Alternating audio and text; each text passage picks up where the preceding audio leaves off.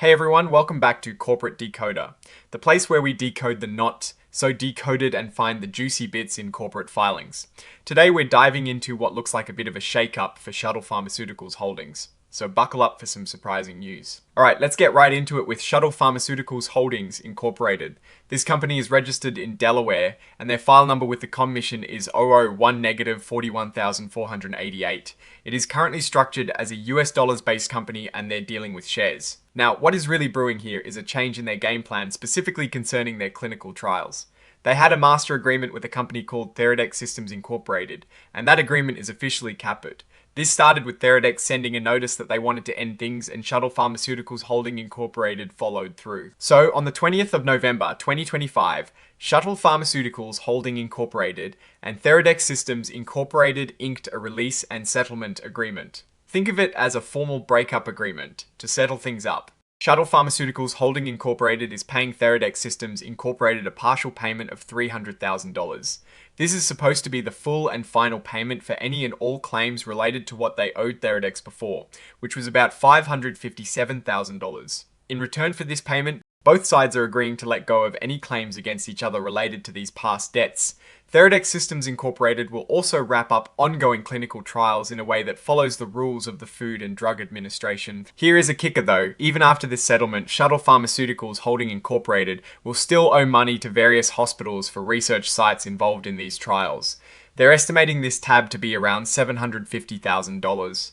So the settlement with Theradex Systems Incorporated is just one piece of the cost puzzle here. This whole situation also means that a really important agreement has been terminated. It is more than just ending a contract. It is a significant shift in how the company operates. And that brings us to the costs involved in shutting down these operations. Shuttle Pharmaceuticals Holding Incorporated has decided to discontinue their clinical trials for something called ropidoxuridine. This means they are immediately stopping any new patient enrollments and starting the process of winding down these trials as quickly as possible, making sure everything is done by the book according to the Food and Drug Administration's requirements. Because they are stopping these clinical trials, Shuttle Pharmaceuticals Holding Incorporated is expecting to rack up more expenses. These are for closing out the trials properly. They're still figuring out the exact numbers for this, but they think most of these costs will show up in the fourth quarter of 2025. Keep in mind, these are estimates, and the company itself says that actual results could be quite different. They also mention that other unexpected costs could pop up from this whole situation. It is important to note that these forward-looking statements about future costs come with a big dose of caution. The company itself admits that a lot of things could go wrong that might change these numbers. They'll be dealing with risks that are detailed elsewhere in their reports to the US Securities and Exchange Commission. They are not promising to update these future predictions if new information comes out, which is pretty standard, but worth noting. Now, for the official documentation, they filed Exhibit 10.1, which is the actual release and settlement agreement between Shuttle Pharmaceuticals Holding Incorporated and Theradex Systems Incorporated, dated the 20th of November 2025. They also have Exhibit 104, which is the cover page interactive data file. And finally, the report is signed by Christopher Cooper, who is the Interim Chief Executive Officer, on the 21st of November 2025. So, what is the big picture here?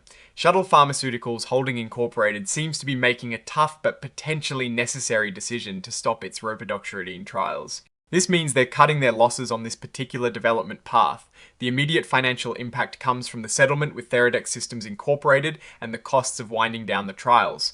While they're settling one debt, new ones are emerging with hospitals. The company is publicly stating it is an emerging growth company, and it looks like they've elected not to use any extended transition period for accounting standards. This suggests they're aiming to be on a more current accounting footing.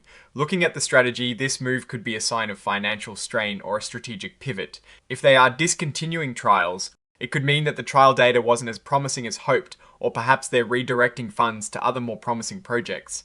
The risk here is significant. Stopping ongoing trials means a loss of investment and potential future revenue from that specific drug. The $750,000 owed to hospitals is a direct financial burden that needs to be managed. However, on the flip side, by settling with Theradex Systems Incorporated and initiating the wind down, they are gaining clarity and control over their expenses. They are trying to contain costs rather than letting them balloon indefinitely. This could free up resources for other ventures. The focus now will be on management's ability to navigate these costs and potentially find new avenues for growth. In my opinion, this is a company facing some difficult decisions. The discontinuation of clinical trials is never a positive sign, as it often implies that a candidate drug is not meeting expectations or is too expensive to pursue further. However, the proactive settlement and wind-down plan show an intent to manage these challenges head on. The key question is whether they have other promising projects in their pipeline and the financial fortitude to see them through, especially with the additional hospital payments looming. It definitely indicates a period of restructuring and potential redirection for Shuttle Pharmaceuticals Holding Incorporated. Alright, that is our breakdown of Shuttle Pharmaceuticals Holding Incorporated's latest filing. What is your take on these numbers and what they signal for the company's future? Drop your thoughts in the comments. If this analysis was valuable, hitting that like button really helps, and subscribe for more deep dives. Don't forget to check out the Discord in the description for more discussions. Thanks for watching, see you next time.